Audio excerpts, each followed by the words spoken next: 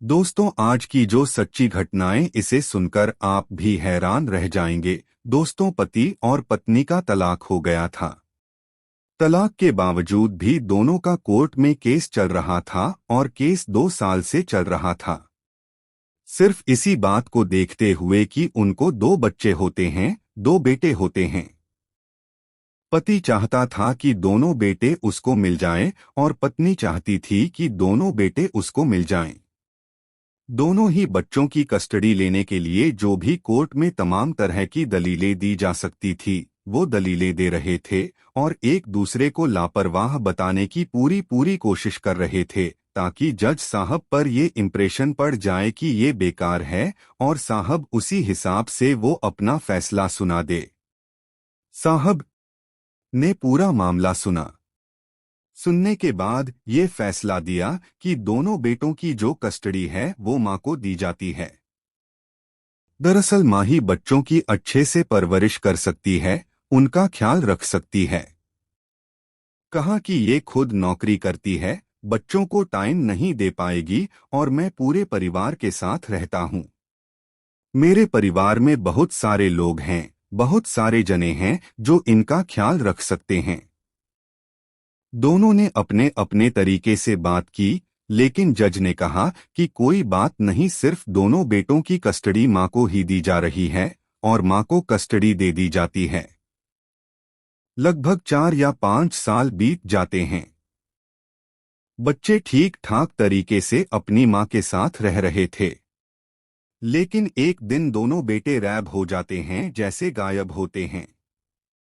इनको ढूंढने की कोशिश की जाती है तो पता चलता है कि उनका तो कत्ल कर दिया गया है, और कत्ल का जब इस खुलासा होता है, खुलासे का कारण जब सामने आता है, तो उसको सुन के भी बड़ी हैरानी होती है। साथ ही जो कातिल निकल के आता है, उसको सुन के भी बहुत हैरानी होती है। आज कहानी इसी पूरी घटनाक्रम की है। चुंबिया बीवी का तलाक हुआ था और जिन दोनों बच्चों का कत्ल हुआ था। आदाब, नमस्कार। शास्त्री काल में उस्मान सैफी, सफर न्यूज। आज की जो सच्ची घटना मैं आपको सुनाने जा रहा हूँ, यह सच्ची घटना है। हरियाणा प्रदेश का एक शहर है सोनीपत। दरअसल ये उसी की सच्ची घटना है। बात कर रहा हूँ 21 फरवरी 2024 की शाम लगभग 4 या 5 बजे के आसपास। सोनीपत में ही आदर्श नगर एक मोहल्ला है, उसी की एक गली है, गली नंबर 5। वहां की रहने वाली एक महिला जिसका नाम रूबी होता है। रूबी फैक्ट्री से काम करके अपने घर पे आई थी और घर आने के बाद जैसे ही दरवाजा खोलती है, दरवाजा खोलने के बाद बच्चों को आवाज लगा रही थी। कभी वंश को आवाज लगा रही थी तो कभी वीर को आवाज लगा रही थी। वंश बड़ा बेटा होता है, जिसकी मतलब लगभग 10 साल के आसपास होती है, और वीर छोटा बेटा होता है, जिसकी 7 साल के आसपास उम्र होती है। दोनों बच्चे स्कूल से आने के बाद घर पे ही रहते थे या फिर गली में खेला करते थे। लेकिन 21 फरवरी 2024 को दोनों बच्चे दिखाई नहीं दे रहे थे। माँ रूबी परेशान हो जाती है, घर का एक एक कोना देख मारती है। इसके बाद वो सीधा पड़ोसियों के पास जाती है कि क्या तुमने हमारे बच्चों को देखा है। पड़ोसी से ऐसे बच्चों के पास जाती है जिनके साथ वो अक्सर खेला करते थे। पड़ोसी भी मना कर देते हैं, बच्चे भी मना कर देते हैं। साथ ही घर में हर एक कोना ढूंढ दिए, वहां भी बच्चे नहीं मिलते। माँ थोड़ा परेशान हो जाती है, परेशान हो जाती है। इसके बाद रिश्तेदारों को फोन मिलाती है और रिश्तेदारों के साथ साथ ही वो अपने जो इस स्कूल में बच्चे जहां पढ़ते थे, उस स्कूल में फॉर्मूला भी है। दरअसल मसाज मोहल्ला है। मसूद मोहल्ले का ही एक गवर्नमेंट स्कूल है। वहां की एक मैडम को वो फोन मिलाती है और मैडम को फोन करके कहती है कि आज वंश और बीर दिखाई नहीं दे रहे। स्कूल से वो किस वक्त आए थे, तो मैडम कहती है वो स्कूल से तो निकल चुके हैं। जब स्कूल से भी उनकी सूचना मिलती है कि वो निकल चुके हैं, माँ परेशान हो जाती है। जैसे जैसे वक्त आगे बढ़ रहा था वैसे वैसे रात का पैर भी बढ़ने लगता है और उस मांग की हालत ज्यादा खराब होने लगती है। कुल मिला के उसने आसपास के लोगों को पता चल जाता है, रिश्तेदारों को पता चल जाता है। रो रो कर उसका बुरा हाल हो जाता है। पूरी रात वो अपने बच्चों को इधर उधर ढूंढती है, हर संभव कोशिश करती है, लेकिन बच्चे नहीं मिल पाते। अगला दिन यानी कि 22 फरवरी 2024 का वो दिन आ जाता है। सुबह जैसे ही दिन निकलता है, सीधे जाकर थाने के गेट पर बैठ जाती है। थाना होता है सिविल लाइन थाना, जो कि सोनीपत में होता है। वहां गेट पर इंतजार कर रही थी कि कब बड़े साहब आएंगे, कब वो अपनी पूरी कहानी बताएंगी। वो बताती है कि मेरे दो बेटे हैं, एक का नाम वंश, दूसरे का नाम वीर है, दोनों ही गायब हो चुके हैं। अपनी बात कहते कहते एसएचओ के सामने रो रही थी। एसएचओ पानी पिलाया, कहा कि परेशान मत हो, जो भी बात है इत्मीनान से तसल्ली से बताने की कोशिश करो। हम पूरी पूरी कोशिश करेंगे।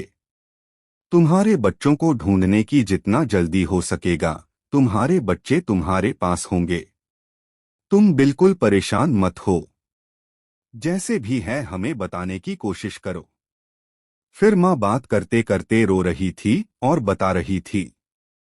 आखिरकार इंस्पेक्टर ने मुकदमा दर्ज किया और दर्ज करने के बाद ये अपहरण की धाराओं में मुकदमा दर्ज कर लेती हैं और उसके बाद से पूछा जाता है कि तुम्हें किस किस पर शक लग रहा है।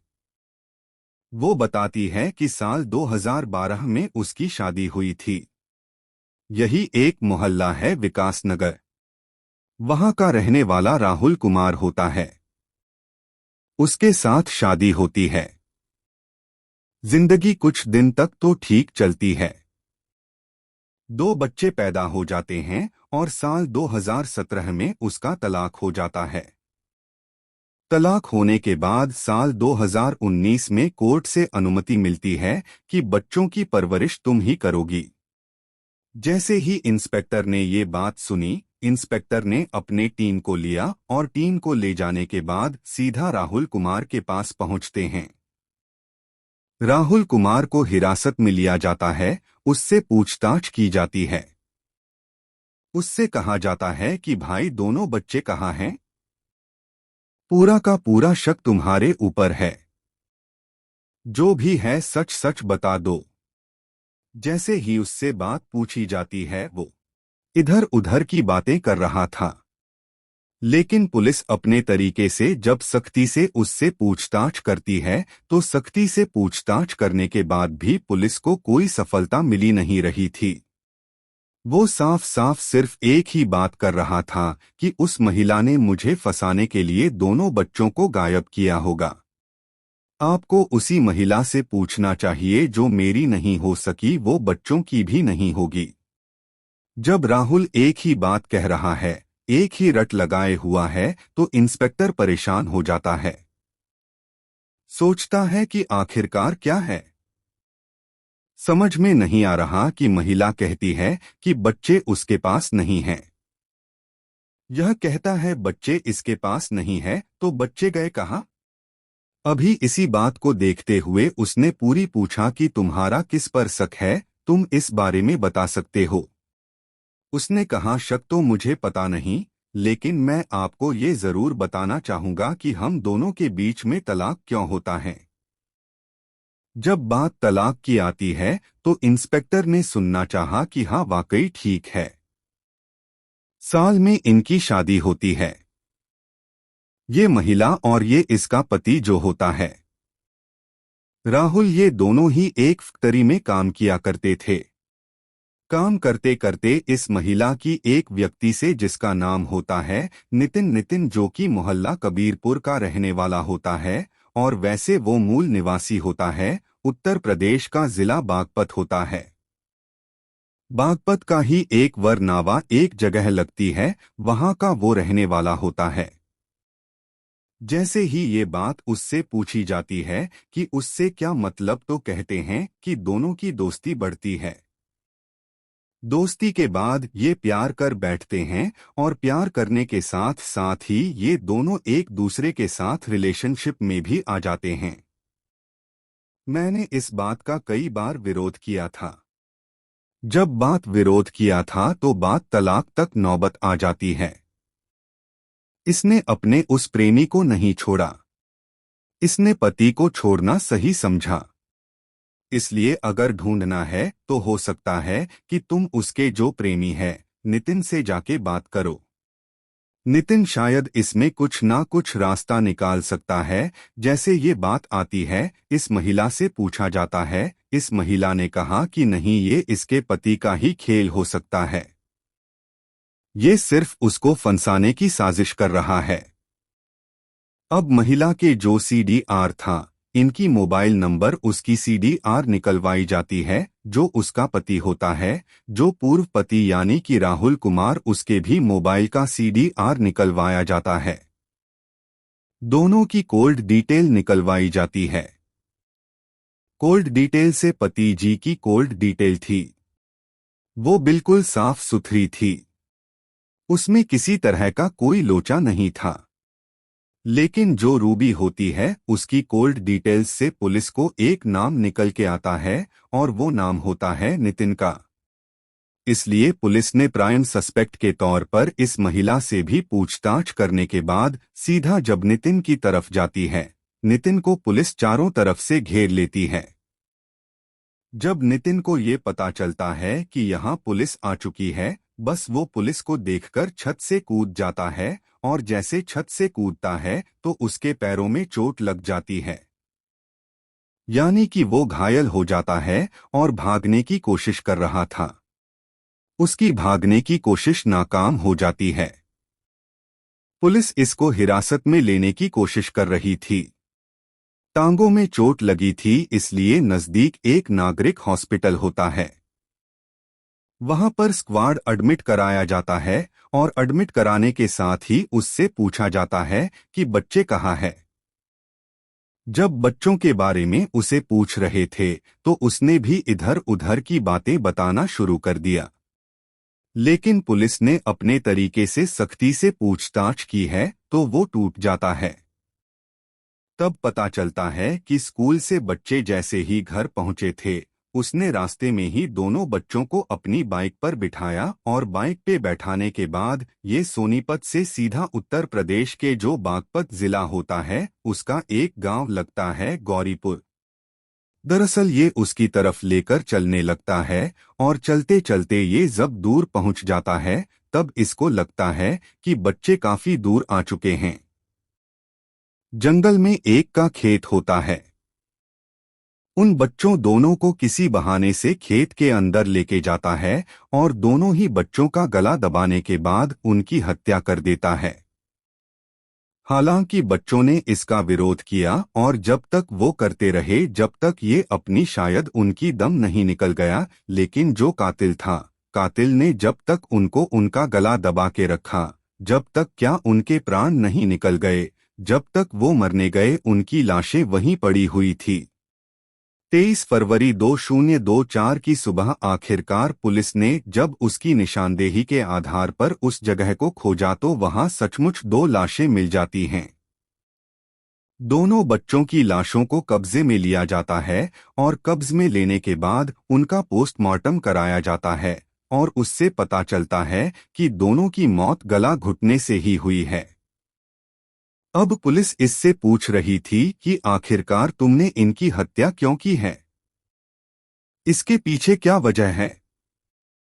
वो कहता है कि मैं रूबी से बेनतहा प्यार करता था और बेनतहा प्यार करता था, लेकिन बच्चों से नफरत करता था। मैं नहीं चाहता था कि मेरी जिंदगी में रूबी के साथ साथ बच्चे आए।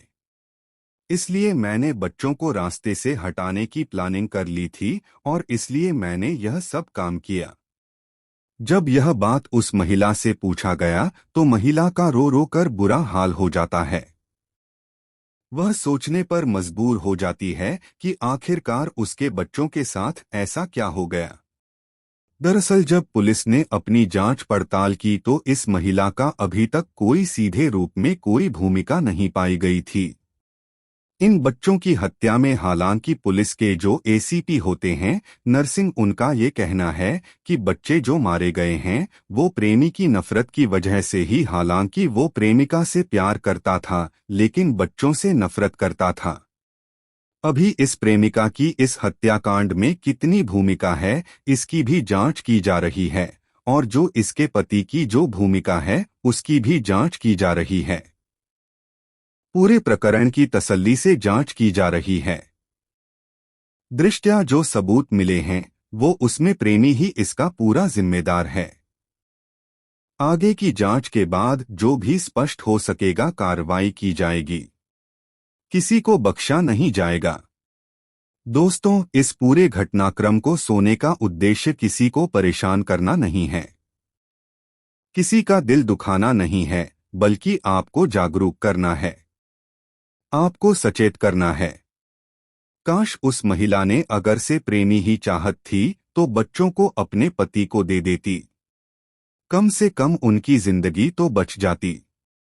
ना वो बच्चे, ना ही वो प्रेमी बच पाएगा, ना ही वो पति मिल पाएगा, क्योंकि प्रेमी जाएगा जेल, बच्चों की जिंदगी हमेशा के लिए खत्म हो चुकी है, और पति उसका मिलने से अब उसको रहा। कुछ लोगों ने नाम लेने की अपील की है जिसमें अभिषेक कुमार हैं, आनंद कुमार, अली जफर खान, पूरण प्रकाश, अंशिका चौरसिया, विनय कुमार, अकमल खान, सरिता जायसवाल, परिधि सिंह, भानु सिंह, केशव चंद, अंचल पांडे, रवि प्रताप यादव, प्रियंका सिंह, ज्योति सिंह, रजनीश सिंह, किशन कुमार, टिंकू कुमार, पिंकी मौर्य। तो दोस्तों, आज की वीडियो ही समाप्त करते हैं। मिलते हैं एक नई वीडियो में। इस स्टोरी के ऊपर आपका क्या कहना है कमेंट में जरूर बताएं। धन्यवाद। आपका दिन शुभ हो।